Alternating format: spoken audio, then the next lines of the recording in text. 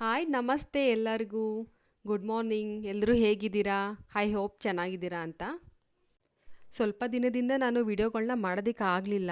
ಕಾರಣ ನಮ್ಮ ಅಂಕಲ್ ಒಬ್ಬರು ತೀರೋಗ್ಬಿಟ್ಟಿದ್ರು. ನಾನು ಆ ಬೇಜಾರಲ್ಲಿ ನನಗೆ ಯಾವುದೂ ವಿಡಿಯೋಗಳು ಮಾಡೋಕ್ಕಾಗ್ತಾ ಇರಲಿಲ್ಲ. ಸೊ ಹಾಗಾಗಿ ನಾನು ಸ್ಟಾಪ್ ಮಾಡಿಬಿಟ್ಟಿದ್ದೆ. ಈಗ ಕಂಟಿನ್ಯೂ ಮಾಡೋಣ ಅಂತ ನಾನು ವಿಡಿಯೋ ಮಾಡ್ತಾಯಿದ್ದೀನಿ. ನೈಟು ನಾವು ಹೊರಗಡೆ ಹೋಗಿದ್ವಿ, ಹಾಗಾಗಿ ಬರೋದು ಲೇಟ್ ಆಯಿತು ಮನೆಗೆ ಅಂತೇಳಿ ಆ ಪಾತ್ರೆಗಳೆಲ್ಲ ಏನೂ ತೊಳೆದಿರಲಿಲ್ಲ. ಹಾಗಾಗಿ ಎಲ್ಲ ಹಾಗೆ ಇಟ್ಬಿಟ್ಟಿದ್ದೆ ನಾನು. ಇವಾಗೆಲ್ಲ ಕ್ಲೀನ್ ಮಾಡ್ಕೊಬೇಕು, ಬೆಳಿಗ್ಗೆ ಮಾಡಿದ್ರಾಯ್ತು ಅಂತ ಎಲ್ಲ ಹಾಗೆ ಇಟ್ಬಿಟ್ಟಿದ್ದೆ ನಾನು. ಅದಕ್ಕೆ ಇವಾಗ ಮಾಮೂಲಿ ನನ್ನ ಬೆಳಗಿನ ರೋಟೀನ್ ಬಿಸಿನೀರು ಕಾಯಿಸ್ಕೊತಾ ಇದ್ದೀನಿ. ಹಾಲು ಕಾಯಿಸ್ಬೇಕು ನನ್ನ ಮಕ್ಕಳಿಗೆ. ಇನ್ನೇನು ಎದ್ದೇಳ್ತಾ ಇದ್ದಾರೆ. ಆಗಲೇ ಮಾತಾಡ್ತಿದ್ಲು ನನ್ನ ಚಿಕ್ಕ ಮಗಳು. ಈಗ ಹೋಗಿ ಅವಳನ್ನ ಎಬ್ಬರಿಸ್ಕೊಂಡು ಕರ್ಕೊಂಡು ಬರಬೇಕು, ಎದ್ದೇಳ್ತಾ ಇದ್ದಾಳೆ. ನನ್ನ ಚಿಕ್ಕ ಮಗಳಂತೂ ಕರೀತಾನೆ ಇದ್ಲು, ಮಮ್ಮಿ ಬಾ ಮಮ್ಮಿ ಬಾ ಅಂತ. ಸರಿ ಏನೋ ಕರಿತಿದ್ದಾಳಲ್ಲ, ಹೋಗಿ ಕೇಳೋಣ ಅಂತ ನಾನು ಹೋದೆ. ಕೇಳ್ಕೊಂಡು ಬಂದಮೇಲೆ ಈಗ ನೀರು ಕುಡಿಯೋಣ ಅಂತ ಹೇಳಿ ಬಿಸಿನೀರು ತೊಗೊಂಡೋಗಿ ಕೂಡ್ಕೊಂಡು ಕೂತಿದ್ದೆ. ಅಷ್ಟರಲ್ಲಿ ನನ್ನ ಚಿಕ್ಕ ಮಗಳು ಮುಖ ತೊಳ್ಕೊಂಡು ಬಂದು, ಪಾಪ ಅವಳು ಟವಲ್ ಎಲ್ಲೋ ಸಿಕ್ಕಿರ್ಲಿಲ್ವಂತ ಎಲ್ಲ ಹುಡ್ಕಾಡ್ತಿದ್ಲು. ನನ್ನನ್ನು ಕೇಳಿದ್ಲು ಬಂದು, ಇಲ್ಲ ಅಲ್ಲೇ ಎಲ್ಲೋ ಇಟ್ಟಿದ್ಯಾ ನೋಡು ಅಂತ ಹೇಳ್ಬಿಟ್ಟು ಕೂತಿದ್ದೆ. ನನ್ನ ದೊಡ್ಡ ಮಗಳಿಗಂತೂ ಈಗ ಎಕ್ಸಾಮ್ ಬೇರೆ ಹತ್ರ ಬಂತಲ್ವ, ಹಾಗಾಗಿ ತುಂಬಾ ಹೋಮ್ವರ್ಕ್ಗಳು ಕೊಡ್ತಾ ಇದ್ದಾರೆ. ಟ್ಯೂಷನ್ಗೆ ಹೋಗಿ ಹೋಮ್ವರ್ಕ್ ಮಾಡಿಕೊಂಡು ಎಲ್ಲ ಪ್ರಾಕ್ಟೀಸ್ ಮಾಡ್ಕೊಂಡು ಬರೋಷ್ಟ್ರಲ್ಲಿ ತುಂಬಾ ಲೇಟ್ ಆಗಿಬಿಡುತ್ತೆ. ಹಾಗಾಗಿ ಬಂದ ತಕ್ಷಣ ಊಟ ಮಾಡಿ ಮಲ್ಕೊಂಬಿಡ್ತಾಳೆ, ಸಾಕಾಗ್ಬಿಟ್ಟಿದೆ ನನಗೆ ಅಂತ. ಹಾಗಾಗಿ ಬೆಳಿಗ್ಗೆ ಇವತ್ತು ಸ್ವಲ್ಪ ಲೇಟಾಗಿದೆ ಹೇಳ್ತಾಳೆ, ನಾನೇ ಎಬ್ಬರಿಸ್ಬೇಕು ಅವಳನ್ನ. ಇವತ್ತು ತಿಂಡಿಗೆ ನಾನು ಫ್ರೈಡ್ ರೈಸ್ ಮಾಡ್ತಾಯಿದ್ದೀನಿ. ತುಂಬ ದಿನ ಆಗ್ಬಿಟ್ಟಿತ್ತು, ಏನೋ ಇಲ್ಲ ಅಂದರೂ 1.5 ತಿಂಗಳೇನೋ ಆಗ್ಬಿಟ್ಟಿತ್ತು ನಾನು ಫ್ರೈಡ್ ರೈಸ್ ಮಾಡಿ. ಇವತ್ತು ನಾನು ಫ್ರೈಡ್ ರೈಸ್ ಮಾಡ್ತಾಯಿದ್ದೀನಿ. ಏಕೆಂದರೆ ಲೇಟ್ ಆಗಿಬಿಟ್ಟಿದ್ದೆ, ಎಲ್ಲ ಹೊರಗಡೆ ಹೋಗಿದ್ವಲ್ಲ ನೈಟು, ಬಂದಿದ್ದೆ ಲೇಟ್ ಆಯಿತು. ಮತ್ತು ಈಗ ಬೆಳಿಗ್ಗೆ ಎದ್ದಿದ್ದು ಲೇಟಾಗಿ ಎದ್ಬಿಟ್ಟಿದ್ದೀನಿ. ಹಾಗಾಗಿ ಈಗ ಬೇಗ ಆಗಿಬಿಡುತ್ತಲ್ಲ ಅಂತ ನಾನು ಫ್ರೈಡ್ ರೈಸ್ ಮಾಡ್ತಾಯಿದ್ದೀನಿ. ಆ ಫ್ರೈಡ್ ರೈಸ್ಗೆ ನಾನಿಲ್ಲಿ ಯಾವುದೇ ಥರ ಸಾಸ್ ಹಾಕ್ತಾಯಿಲ್ಲ, ಏಕೆಂದರೆ ನಮ್ಮ ಮನೇಲಿ ಸಾಸ್ ಎಲ್ಲ ಹಾಕಿದ್ರೆ ಅಷ್ಟು ಇಷ್ಟ ಆಗೋಲ್ಲ ತಿನ್ನೋದಕ್ಕೆ. ಹಾಗಾಗಿ ನಾನಿಲ್ಲಿ ಪ್ಲೈನಾಗೆ ಮಾಡ್ತಾಯಿದ್ದೀನಿ, ನಾರ್ಮಲಾಗಿ. ಪೆಪ್ಪರ್ ಪೌಡ್ರ್ ಹಾಕ್ತೀನಿ ಅಷ್ಟೇನೆ, ಇನ್ನು ಯಾವುದೇ ಥರ ಪೌಡ್ರ್ ಯಾವುದೂ ನಾನು ಯೂಸ್ ಮಾಡಲ್ಲ. ಪೆಪ್ಪರ್ ಪೌಡ್ರ್ ಹಾಕ್ತೀನಿ, ಅದು ಬಿಟ್ಟರೆ ಸ್ವಲ್ಪ ಕಲರ್ಗೆ ಅರಿಶಿನ ಹಾಕ್ತೀನಿ ಅಷ್ಟೇ. ನ್ಯಾಚುರಲ್ ಆಗಿರಲಿ ಅಂತ ಯಾವ ಥರ ಸಾಸ್ ನಾನು ಯೂಸ್ ಮಾಡಲ್ಲ. ಹಾಗೆ ಎಲ್ಲ ಆಯಿತು. ಹಾಗೆ ಲಂಚ್ ಬಾಕ್ಸ್ಗೂ ಹಾಕ್ಬಿಡೋಣ ಅಂತ ಹಾಕ್ತಾಯಿದ್ದೆ. ಈಗ ರೆಡಿ ಮಾಡಿದ ಹಿಂದೆಲೇ ನಾನು ಹಾಕಿ ಇಟ್ಬಿಡ್ತೀನಿ. ಮತ್ತು ಆವಾಗ ಅದು ಇದು ಕೆಲಸ ಮಾಡ್ಕೊಂಡು ಇದ್ಬಿಡ್ತೀನಿ, ಮತ್ತು ಇದೆಲ್ಲ ಹಾಕೋಕ್ಕಾಗೋದಿಲ್ಲ ನನಗೆ, ಮರ್ತುಬಿಡ್ತೀನಿ.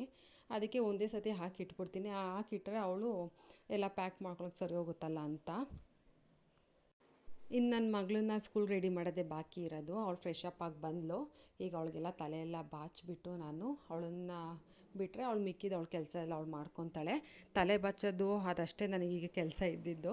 ಅದೊಂದು ಬಾಚಿಬಿಟ್ರೆ, ತಿಂಡಿ ಹಾಕಿ ಇಟ್ಬಿಟ್ರೆ ಅವಳೇ ತಿಂದ್ಕೊಂಡು ಅವಳು ಲಂಚ್ ಬಾಕ್ಸ್ ಎಲ್ಲ ಬ್ಯಾಗೆಲ್ಲ ಪ್ಯಾಕ್ ಮಾಡಿಕೊಂಡು ಶೂ ಹಾಕ್ಕೊಂಡು ಅವಳ ಪಾಡಿಗೆ ಅವಳು ಹೋಗ್ತಾಳೆ. ಆಟೋನೂ ಬರುತ್ತೆ. ಆಟೋ ಬಂದ ತಕ್ಷಣ ಅವಳೇ ಹೋಗ್ಬಿಡ್ತಾಳೆ. ಅದಾದಮೇಲೆ ನನಗಿರೋ ದೊಡ್ಡ ಟಾಸ್ಕೇ ನನ್ನ ಚಿಕ್ಕ ಮಗಳನ್ನ ರೆಡಿ ಮಾಡೋದು. ಇವಳು ರೆಡಿ ಮಾಡ್ತಿದ್ದಂಗೆ, ಮಮ್ಮಿ ನನ್ನೂ ರೆಡಿ ಮಾಡು ಅಂತ ಅಂತಾಳೆ. ಟೈಮ್ ಇತ್ತು ಅಂದರೆ ಇಬ್ಬರೂ ಒಂದೇ ಸತಿ ಬೆಳಗ್ಗೆನೇ ಸ್ನಾನ ಎಲ್ಲ ಮಾಡಿಸಿ ನಾನು ರೆಡಿ ಮಾಡಿಸ್ಬಿಡ್ತೀನಿ. ಒಂದೊಂದು ಸರಿ ಟೈಮ್ ಇರಲ್ಲ, ಆಗೋದಿಲ್ಲ. ಹಾಗಾಗಿ ಅವಳು ಸ್ವಲ್ಪ ಲೇಟಾಗಿ ಮಾಡಿಸ್ತೀನಿ ಅಷ್ಟೇ. ನಿನ್ನೆ ಒಗ್ದಿದ್ದ ಬಟ್ಟೆಗಳನ್ನೆಲ್ಲ ಮಡಚಿಟ್ಟಿರಲಿಲ್ಲ, ಹಾಗಾಗಿ ಇವತ್ತೆಲ್ಲ ಮಡಚಿಡ್ತಾ ಇದ್ದೀನಿ. ಆಮೇಲೆ ಮಡ್ಚಿಕ್ಕಣ ಬಿಡು ಅಂತ ಅಂದ್ಕೊಂಡ್ರೆ ಅದು ಮಡ್ಚಿಡೋದಕ್ಕೆ ಆಗಲ್ಲ, ತುಂಬ ಲೇಟ್ ಆಗಿಬಿಡುತ್ತೆ. ಇವತ್ತೆಲ್ಲ ಬಿಡು ನಾಳೆ ಮಾಡ್ಕೊಳ್ಳೋಣ ಅಂತ ಸುಮ್ಮನಾಗ್ಬಿಡ್ತೀನಿ. ಅದಕ್ಕೆ ಕಣ್ಮುಂದೆನೇ ಕಾಣಿಸ್ತಿತ್ತಲ್ಲ, ಅದಕ್ಕೆ ಮಡ್ಚಿಬಿಡೋಣ ಅಂದ್ಬಿಟ್ಟು ಮಡ್ಚಿಟ್ಬಿಟ್ಟೆ. ಮಿಕ್ಕಿದ ಕೆಲಸ ಆಮೇಲೆ ಮಾಡ್ಕೊಳ್ಳೋಣ ಅಂತ. ಇವತ್ತು ಅಷ್ಟಾಗೇನು ಕೆಲಸ ಇಲ್ಲ ಮನೆಯಲ್ಲಿ, ಏಕೆಂದರೆ ನಿನ್ನೆ ವಾರ ಇರೋದ್ರಿಂದ ನಿನ್ನೆನೇ ಎಲ್ಲ ಮನೆಯೆಲ್ಲ ಕ್ಲೀನ್ ಮಾಡಿಕೊಂಡು ನಾನು ವಾರ ಮಾಡ್ಕೊಂಡಿದ್ದೆ. ಹಾಗಾಗಿ ಇವತ್ತು ಅಷ್ಟು ಕೆಲಸ ಇಲ್ಲ. ನಿನ್ನೆ ವಾರ ಇರೋದ್ರಿಂದ ನಿನ್ನೆನೇ ಎಲ್ಲ ಆಲ್ಮೋಸ್ಟ್ ಎಲ್ಲ ಕೆಲಸ ಮುಗಿಸ್ಕೊಂಬಿಟ್ಟಿದ್ದೆ. ಇವತ್ತೇನು ಅಷ್ಟು ಕೆಲಸ ಇರಲಿಲ್ಲ ನನಗೆ. ಪಾತ್ರೆ ಎಲ್ಲ ತೊಳ್ಕೊಂಡು ಎಲ್ಲ ಕ್ಲೀನ್ ಮಾಡಿಟ್ಟೆ. ಮನೆ ಕೆಲಸ ಎಲ್ಲ ಮುಗೀತು. ನನ್ನ ಮಗಳು ಆಚೆ ಟಿ ವಿ ನೋಡ್ಕೊಂಡು ಕೂತಿದ್ಲು. ಅಷ್ಟರಲ್ಲಿ ನಾನು ನಿನ್ನೆ ಒಂದು ಸ್ಯಾರಿ ತೊಗೊಂಡು ಬಂದಿದ್ದೆ. ಆ ಸ್ಯಾರಿದು ಬ್ಲೌಸ್ ಸ್ಟಿಚ್ ಮಾಡಿಸ್ಬೇಕಿತ್ತು. ಡಿಸೈನ್ ಕಳಿಸಿದ್ದೆ ಅವ್ರಿಗೆ, ಹೊಲ್ಕೊಡೋರಿಗೆ.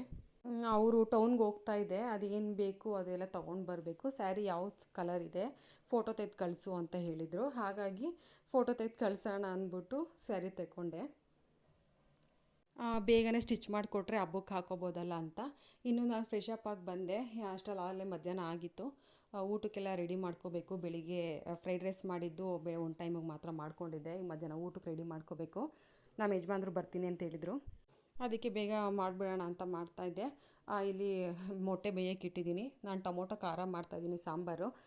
ಕೆಲವೊಂದು ಕಡೆ ಅದನ್ನು ಟೊಮೊಟೊ ಚಟ್ನಿ ಅಂತಲೂ ಹೇಳ್ತಾರೆ. ನಮ್ಮ ಕಡೆ ಎಲ್ಲ ಟೊಮೊಟೊ ಖಾರ ಅಂತ ಹೇಳ್ತೀವಿ ಇದನ್ನು.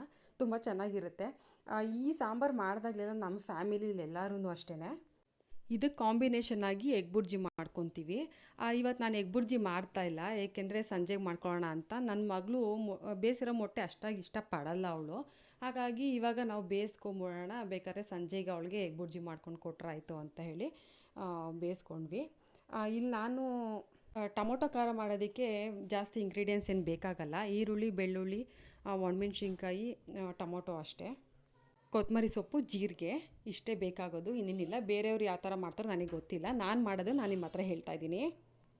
ಅಲ್ಲೇನು ಹೆಚ್ಚಿಟ್ಕೊಂಡಿದ್ದೆ ಟೊಮೊಟೊ, ಈರುಳ್ಳಿ, ಬೆಳ್ಳುಳ್ಳಿ ಅದನ್ನೆಲ್ಲನೂ ಎಣ್ಣೆಲಿ ಹಾಕಿ ಫ್ರೈ ಮಾಡ್ಕೋಬೇಕು. ಫ್ರೈ ಮಾಡಾದಮೇಲೆ ಅದನ್ನೆಲ್ಲ ರುಬ್ಕೊಂಡು ಇಟ್ಕೋಬೇಕು. ಒಗ್ಗರಣೆಗೆ ಮಾಮೂಲಿ ಎಣ್ಣೆ, ಸಾಸಿವೆ, ಕರಿಬೇವು ಮತ್ತು ಇದು ರುಬ್ಬಿರೋದೇನಿದೆ ಅದನ್ನೆಲ್ಲ ಹಾಕಿ ರುಚಿಗೆ ಎಷ್ಟು ಬೇಕೋ ಅಷ್ಟು ಉಪ್ಪು ಹಾಕ್ಕೊಂಡು ಅದನ್ನು ಕುದಿಸ್ಕೊಂಡ್ರೆ ಸಾಕು. ಟೊಮೊಟೊ ಖಾರ ರೆಡಿ ಆಯಿತು. ಹಾಗೆ ಬಾಯ್ಲ್ಡ್ ಎಗ್ಗು ಕೂಡ ರೆಡಿ ಆಯಿತು. ಈ ವಿಡಿಯೋ ಇಷ್ಟ ಆಗಿದ್ದರೆ ಲೈಕ್ ಮಾಡಿ, ಶೇರ್ ಮಾಡಿ, ಹಾಗೆ ಕಾಮೆಂಟ್ ಮಾಡಿ.